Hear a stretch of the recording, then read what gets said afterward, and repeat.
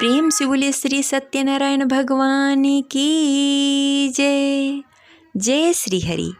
प्रिय श्रोताओं, आप सभी को माघ पूर्णिमा की हार्दिक शुभकामनाएं। भगवान विष्णु और माता लक्ष्मी की कृपा आप सभी पर सदा सर्वदा बनी रहे। आज सुनेंगे माघ पूर्णिमा व्रत कथा। तो प्रेम से बोले लक्ष्मी नारायण की जय। जय श्री हरि। एक समय की बात है, नैमिषारण्य तीर्थ में सैनिक आदि 88,000 ऋषियों ने श्री सूत जी से पूछा, हे प्रभु, इस कलयुग में वेद विद्या रहित मनुष्य को प्रभु शक्ति किस प्रकार मिल सकती है तथा उसका उद्धार कैसे होगा? हे मुनि श्रेष्ठ, कोई ऐसा तप बताएं जिससे थोड़े समय में ही पुण्य मिले और मनवांछित फल की प्राप्ति हो। इस प्रकार की कथा सुनने की हम इच्छा रखते हैं। सर्वशास्त्रों के ज्ञाता श्री सूत जी बोले, हे वैष्णव पूज्य, आप सभी ने प्राणियों के हित की बात पूछी है, इसलिए मैं एक ऐसे श्रेष्ठ व्रत को आप लोगों को बताऊंगा जिसे नारद जी ने लक्ष्मी नारायण से पूछा था और लक्ष्मीपति ने मुनि श्रेष्ठ नारद जी से कहा था।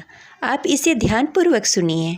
एक समय की बात है, योगी राज नारद जी दूसरे के हित की इच्छा के लिए अनेकों लोकों में घूमते हुए मृत्यु लोक में आ पहुँचे। यहाँ उन्होंने अनेक योनियों में जन्मे प्रायः सभी मनुष्य को अपने कर्मों द्वारा अनेक दुखों से पीड़ित देखा।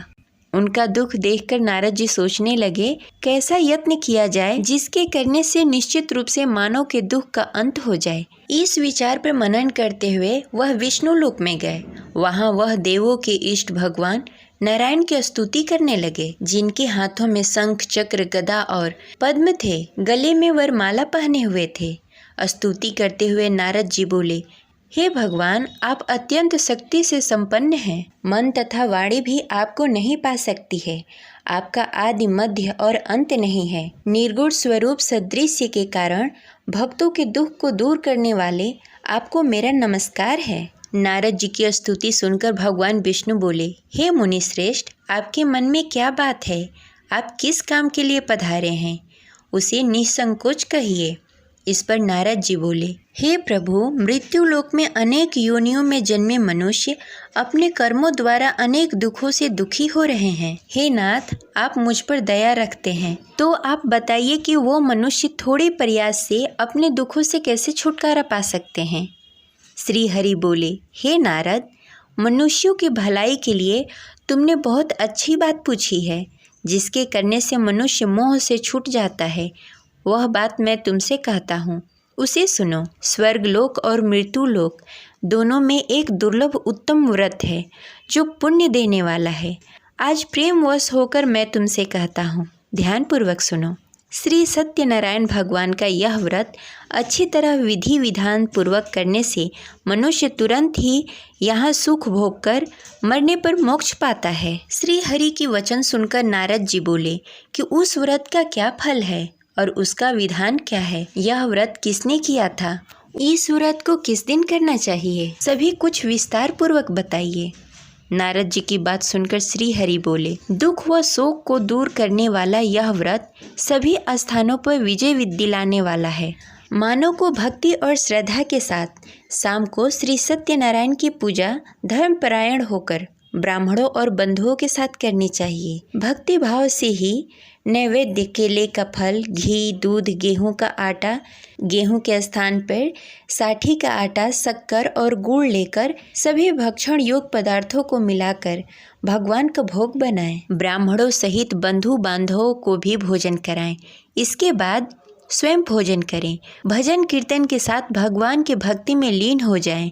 इस तरह से सत्यनारायण भगवान का व्रत करने पर मनुष्य की सारी इच्छाएं निश्चित रूप से पूरी होती है। इस कली काल अर्थात कलयुग में मृत्यु लोक में मोक्ष का यही एक सरल उपाय बताया गया है। इस प्रकार श्री सत्यनारायण व्रत कथा का प्रथम अध्याय संपन्न हुआ। तो प्रेम से बोले सत्यनारायण भगवान की जय। श्री सत्यनारायण कथा के दूसरी अध्याय के अनुसार श्री सूत जी बोले, हे ऋषियों, जिसने पहले समय इस व्रत को किया था उसका इतिहास कहता हूँ, ध्यान से सुनो। सुंदर काशीपुर नगरी में एक अत्यंत निर्धन ब्राह्मण रहता था। भूख प्यास से परेशान होकर वह धरती पर घूमता रहता। ब्राह्मणों से प्रेम करने वाले भगवान ने एक दिन ब्राह्मण का वेश धारण करके उसके पास जाकर पूछा, हे विप्र, नित्य दुखी होकर तुम पृथ्वी पर क्यों घूमते हो? दीन ब्राह्मण बोला, मैं निर्धन ब्राह्मण हूँ, भिक्षा के लिए धरती पर घूमता हूँ। हे भगवान, यदि आप इसका कोई उपाय जानते हो तो बताएं। वृद्ध ब्राह्मण कहता है, हे विप्र, सत्यनारायण भगवान मनोवांछित फल देने वाले हैं, इसलिए तुम उनका पूजन करो। इसे करने से मनुष्य सभी दुखों से मुक्त हो जाता है। वृद्ध ब्राह्मण बनकर आए सत्यनारायण भगवान उस निर्धन ब्राह्मण को व्रत का सारा विधान बताकर अंतर्ध्यान हो गए। ब्राह्मण मन ही मन सोचने लगा कि जिस व्रत को वृद्ध ब्राह्मण करने को कहा गया है, मैं उसे जरूर करूँगा। यह निश्चय करने के बाद उसे रात में नींद नहीं आई। वह सवेरे उठकर सत्यनारायण भगवान के व्रत का निश्चय कर भिक्षा के लिए निकल चला। उस दिन निर्धन ब्राह्मण को भिक्षा में बहुत धन मिला, जिससे उसे बंधु बांधवों के साथ मिलकर श्री सत्यनारायण भगवान का व्रत संपन्न किया। भगवान सत्यनारायण का व्रत संपन्न करने के बाद वह निर्धन ब्राह्मण सभी दुखों से छूट गया। हर माह इस व्रत को करने लगा। इस तरह से सत्यनारायण भगवान के इस व्रत उसी समय से जो मनुष्य करेगा वह सभी प्रकार के पापों से छूटकर मोक्ष को प्राप्त होगा और सभी दुखों से मुक्त हो जाएगा। श्री सूत जी बोले कि इस तरह से नारद जी से नारायण जी का कहा हुआ श्री सत्यनारायण व्रत को मैंने तुमसे कहा। हे विप्रो, मैं अब और क्या कहूँ? ऋषि बोले, हे मुनिवर, संसार में उस विप्र से सुनकर और किस किस ने इस व्रत को किया, हम सब इस बात को सुनना चाहते हैं। इसके लिए हमारे मन में श्रद्धा का भाव है। श्री सूत जी बोले, हे मुनियों, जिस जिसने इस व्रत को किया वह सब सुनो।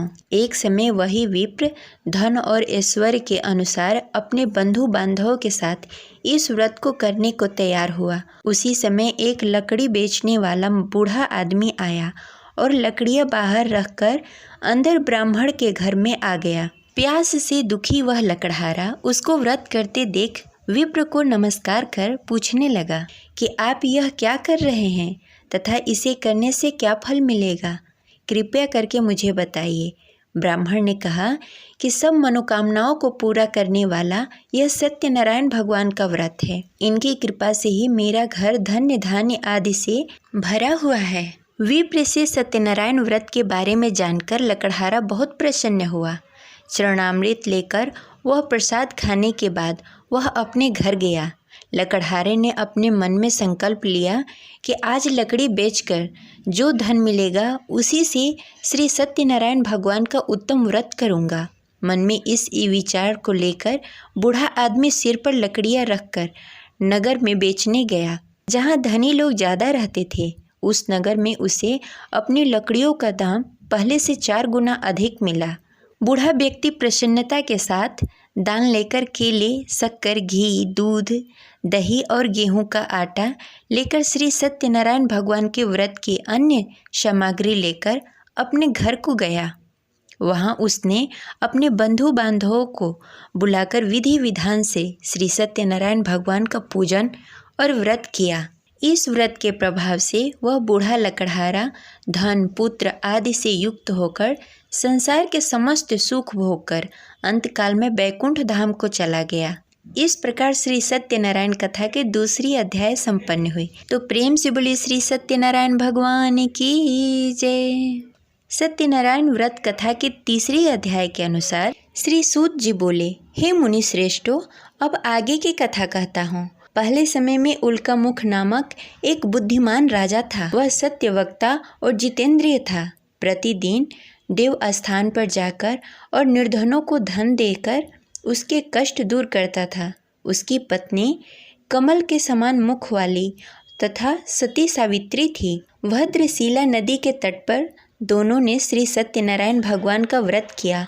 उसी समय साधु नाम का एक वैश्य आया। उसके पास व्यापार करने के लिए बहुत सारा धन भी था। राजा को व्रत करते देखकर वह विनय के साथ पूछने लगा, हे राजन, भक्ति भाव से पूर्ण होकर आप यह क्या कर रहे हैं? मैं सुनने के लिए इच्छुक हूँ, आप मुझे बताइए। राजा बोला, हे साधु, अपने बंधु बांधवों के साथ पुत्रादि आदि प्राप्ति के लिए यह महाशक्तिशाली श्री सत्यनारायण भगवान का व्रत और पूजन कर रहा हूँ। राजा के वचन सुनकर साधु आदर के साथ बोला, हे राजन, मुझे इस व्रत का सारा विधान कहिए। आपके कथानुसार मैं भी इस व्रत को करूँगा। मेरी भी संतान नहीं है और इस व्रत को करने से निश्चित रूप से मुझे संतान की प्राप्ति होगी। राजा से सारा व्रत का विधान सुनकर व्यापार से निवृत्त होकर वह अपने घर गया। साधु वैश्य ने अपने पत्नी को संतान देने वाला इस व्रत का वर्णन कहकर सुनाया और कहा कि जब मेरी संतान होगी तब मैं इस व्रत को करूँगा। साधु ने इस तरह से वचन कर अपनी पत्नी लीलावती से कही। एक दिन लीलावती पति के साथ आनंदित हो संसारिक धर्म में पवित्र होकर श्री सत्यनारायण भगवान की कृपा से गर्भवती हुई। 10वें महीने में उसके गर्भ से एक सुंदर कन्या ने जन्म लिया। दिनों दिन वह ऐसे बढ़ने लगी जैसे शुक्ल पक्ष का चंद्रमा बढ़ता है। माता पिता ने अपनी कन्या का नाम कलावती रखा। एक दिन लीलावती ने मीठे शब्दों में अपने पति को याद दिलाया कि उसने सत्यनारायण भगवान की जिस व्रत को करने का संकल्प लिया था उसे करने का समय आ गया है। आप इस व्रत को करिए। साधु बोला कि हे प्रिय, इस व्रत को मैं उसके विवाह पर करूँगा। इस प्रकार अपनी पत्नी को आश्वासन देकर वह नगर को चला गया। कलावती पिता के घर में रहकर दिनों दिन बड़ी होने लगी। साधु ने एक बार अपनी कन्या को अपने नगर की सखियों के साथ खेलते हुए देखा तो तुरंत ही दूत को बुलाया और कहा कि मेरी कन्या योग वर देखकर आओ। साधु की बात सुनकर दूत कंचन वन में पहुंचा। वहां अच्छी तरह से देख सुनकर लड़की के सुयोग वाड़िक पुत्र को ले आया। सुयोग लड़के को देखकर साधु ने बंधु बांधवों को बुलाकर अपनी पुत्री का विवाह कर दिया। लेकिन दुर्भाग्य की बात यह है कि साधु ने अभी भी श्री सत्यनारायण भगवान का व्रत नहीं किया। इस पर श्री भगवान क्रोधित हो गए और श्राप दिया कि साधु अत्यधिक दुख से मिले। अपने कार्य में कुशल साधु बनिया जमाई को लेकर समुद्र के पास स्थित होकर रत्नसारपुर नगर में गया। वहां जाकर दामाद और ससुर दोनों ने मिलकर चंद्रकेतु राजा के नगर में व्यापार करने लगे। एक दिन भगवान श्री सत्यनारायण की माया से एक चोर राजा के घर राजा का धन चुराकर भाग गया। उसने राजा के सिपाहियों को अपना पीछा करते देख चुराया हुआ धन वहां रख दिया जहां साधु अपने जमाई के साथ ठहरा हुआ था। राजा के सिपाहियों ने साधु वैश्य के पास राजा का धन पड़ा देखा तो वह ससुर और जमाई दोनों को बांधकर प्रसन्नता से राजा के पास ले गए और कहा कि उन दोनों चोरों को हम पकड़ लाए हैं, आप आगे की कार्रवाई की आज्ञा दीजिए। राजा की आज्ञा से उन दोनों को कठिन कारावास में डाल दिया गया और उसका सारा धन भी उससे छीन लिया गया। श्री सत्यनारायण भगवान के श्राप से साधु की पत्नी भी बहुत दुखी हुई। घर में भी धन सारा खत्म हो गया। उसे चोर चुरा ले गए। शारीरिक तथा मानसिक पीड़ा और भूख प्यास से अति दुखी होकर अन्न की चिंता में कलावती एक ब्राह्मण के घर गई। वहां उसने श्री सत्यनारायण भगवान का व्रत होते हुए देखा। फिर कथा भी सुनी। वह प्रसाद ग्रहण कर रात को घर वापस आई। माँ ने कलावती से पूछा कि हे पुत्री, अब तक तुम कहाँ थी? तेरे मन में क्या है? कलावती ने अपनी माँ से कहा कि हे माँ, मैंने एक ब्राह्मण के घर श्री सत्यनारायण भगवान का व्रत देखा। कन्या के वचन सुनकर लीलावती भगवान के पूजन की तैयारी करने लगी। लीलावती ने परिवार और बंधुओं सहित श्री सत्यनारायण भगवान का पूजन किया और उससे वर मांगा कि मेरे पति और जमाई शीघ्र घर आ जाएं। साथ ही यह भी प्रार्थना की कि हम सबके अपराध को क्षमा कीजिए। श्री सत्यनारायण भगवान इस व्रत से संतुष्ट हो गए और राजा चंद्रकेतु के सपने में दर्शन देकर कहा कि हे राजन, तुम उन दोनों वैश्यों को छोड़ दो और तुमने जो उसका धन लिया है उसे वापस कर दो। अगर तुमने ऐसा नहीं किया तो मैं तुम्हारा धन, राज्य, संतान सभी को नष्ट कर दूंगा। राजा को यह सब कहकर भगवान अंतर ध्यान हो गए। प्रातःकाल सभा में राजा ने अपना सारा सपना सबको सुनाया। फिर बोले कि वड़िक पुत्रों को कैद से मुक्त कर सभा में लाओ। दोनों ने आते ही राजा को प्रणाम किया। राजा मीठी वाणी में बोला कि हे महानुभाव, भाग्यवश ऐसा कठिन दुख तुम्हें प्राप्त हुआ है, लेकिन अब तुम्हें कोई भय नहीं है। ऐसा कहकर राजा ने उन दोनों को नए वस्त्र आभूषण भी पहनाए और जितना धन उनका लिया था उसे दुगना धन वापस कर दिया। दोनों वैसे अपने घर को चले गए। इस प्रकार सत्यनारायण व्रत कथा की तीसरी अध्याय संपन्न हुई। तो प्रेम से बोलिए भगवान सत्यनारायण की जय। सत्यनारायण कथा के चौथे अध्याय के अनुसार सूत जी बोले, वैश्य ने मंगलाचार कर अपनी यात्रा प्रारंभ की और अपने घर की ओर चल पड़ा। उसके थोड़ी दूर जाने के बाद एक दंडी वेशधारी श्री सत्यनारायण ने उससे पूछा, हे साधु, तेरे नाम में क्या है? अभिवाड़िक वड़िक हंसता हुआ बोला, हे दंडी, आप क्यों पूछते हैं? क्या धन लेने की इच्छा है? मेरे नाव में तो बेल और पत्ते भरे हुए हैं। वैश्य के कठोर वचन सुनकर भगवान बोले, तुम्हारा वचन सत्य हो। दंडी ऐसे वचन कह वहाँ से दूर चले गए। कुछ दूर जाकर समुद्र के किनारे बैठ गए। दंडी के जाने के बाद साधु वैश्य ने नित्य क्रिया के पश्चात नाव को ऊंची उठते देखकर अचंभा माना और नाव में बेल पत्ते आदि देखकर मूर्छित होकर जमीन पर गिर पड़ा। मूर्छा खुलने पर वह अत्यंत शोक में डूब गया। तब उसका दामाद बोला कि आप शोक न मनाएं, यह दंडी का श्राप है, इसलिए हमें उसके शरण में जाना चाहिए, तभी हमारी मनोकामना पूरी होगी। दामाद की बात सुनकर वह दंडी के पास पहुंचा और अत्यंत भक्ति भाव से नमस्कार करके बोला, मैंने आपसे जो असत्य वचन कहे थे उसके लिए मुझे क्षमा कर दें। ऐसा कहकर महान शोकातुल्य होकर रोने लगा।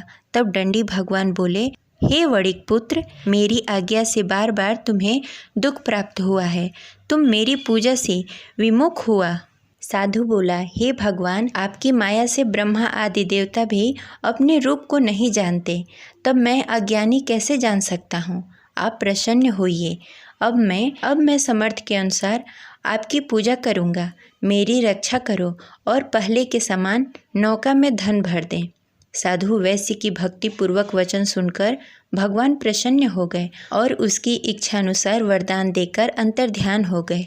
ससुर दामाद जब नाव पर आए तो नाव धन से भरी हुई थी। फिर वहीं अपने अन्य साथियों के साथ सत्यनारायण भगवान का पूजन कर अपने नगर को चल दिए। जब नगर के नज़दीक पहुँचे तो दूत को घर पर खबर करने के लिए भेज दिया। दूत साधु की पत्नी को प्रणाम कर कहता है, मालिक अपने दामाद सहित नगर के निकट आ गए हैं। दूत की बात सुनकर साधु की पत्नी लीलावती ने बड़े हर्ष के साथ सत्यनारायण भगवान का पूजन कर अपनी पुत्री कलावती से कहा कि मैं अपने पति के दर्शन को जाती हूँ, तू कार्य पूर्ण कर शीघ्र आ जाना।